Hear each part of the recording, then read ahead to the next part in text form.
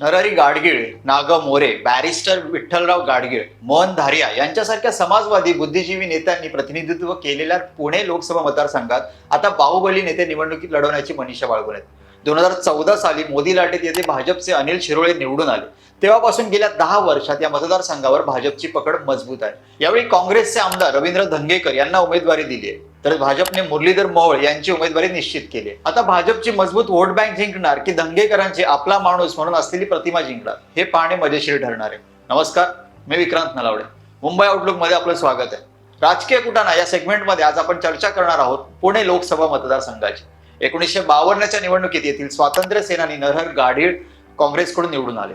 देशाच्या स्वातंत्र्यानंतरच्या सुरुवातीचा काळ हा देशाच्या सामाजिक उभारणीचा देखील काळ होता. त्यामुळे समाज सुधारकांनाही लोकप्रियता होती. समाज त्यांच्या पाठीशी उभा राहत होता. या पार्श्वभूमीवर झालेल्या 1957च्या निवडणुकीत नरहरी गाडगीळ यांचा पराभव करत जयप्रकाश नारायण यांनी स्थापन केलेल्या प्रजा समाजवादी पक्षाचे नागा गोरे विजयी झाले. 1962ला मात्र काँग्रेसच्या शंकरराव मोरे यांनी नागा गोरे यांना पराभूत केले. 1967ला पुन्हा समाजवाद जिंकला. मधु लेमये, जॉर्ज फर्नांडिस यांसारख्या चळवळीतील नेत्यांनी स्थापन केलेल्या संयुक्त समाजवादी पक्षाचे श्रीधर जोशी यांनी नरहर गाडगीळ यांचा पुन्हा पराभव केला. 1971ला पुण्याच्या रिंगणात पहिल्यांदा जनसंघ उतरला. ब्राह्मण समाज जनसंघाचा पाठीराखा असल्याने जनसंघाने येथून निवडणूक लढवली. मात्र काँग्रेसचा प्रभाव अद्यापही कायम असल्याने काँग्रेसचे मोहन धारिया यांनी जनसंघाचे काशीनाथ म्हाळगी यांचा पराभव केला.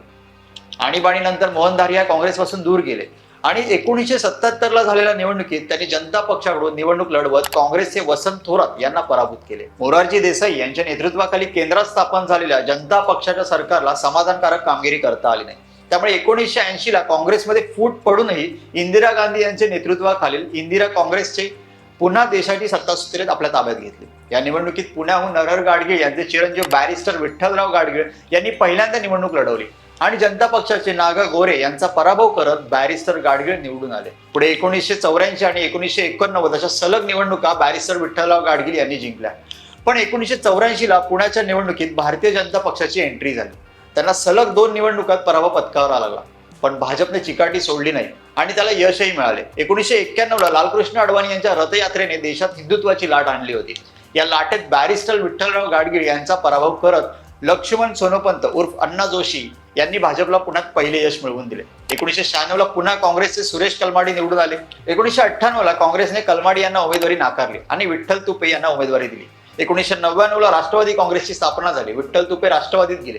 त्यामुळे काँग्रेसने युवक संघटनेतून पुढे आलेल्या मोहन जोशी यांना उमेदवारी दिली. पण प्रदीप रावत यांनी त्यांचा पराभव केला. 2004ला काँग्रेसला पुन्हा सुरेश कलमाडी यांची मदत घ्यावी लागली आणि 2004 आणि 2009 अशा सलग 2 निवडणुकांमध्ये त्यांनी विजय मिळवला. पण 2010 साली झालेल्या राष्ट्रकुल क्रीडा स्पर्धेच्या आयोजनात कोट्यावधी रुपयांचा घोटाळा केल्याचा आरोप कलमाडी यांच्यावर झाला. 2014ला देशात मोदी लाट आली. त्यात काँग्रेसचा हा गट ढासळला. 2014ला तर अशी परिस्थिती निर्माण झाली होती की पुण्यातून काँग्रेसकडून कोणी लढायलाच तयार नव्हते. शेवटी पतंगराव कदम यांचे सुपुत्र डॉक्टर विश्वजित कदम यांना पुण्यातून उमेदवारी देण्यात आली.